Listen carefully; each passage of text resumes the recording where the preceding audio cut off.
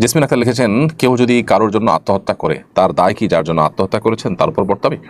না, তার দায় তার উপরে বর্তাবে না, কারণ আল্লাহ তাআলা বলেছেন ওয়াল্লাহ তাজিরু ওয়াজরাতুন উযরা উখরা, কারোর পাপের বোঝা অন্য কেউ বহন করবে না। এবং কোরআন সুন্নাহর কোথাও এরকম কোনো কথা বলা হয়নি যে একজনের পাপের বোঝা আরেকজন বহন করবে। সেজন্য যে আত্মহত্যা করেছে তার দায় তার নিজের উপরেই বর্তাবে, অন্য কারোর উপরে সেটি বর্তাবে না।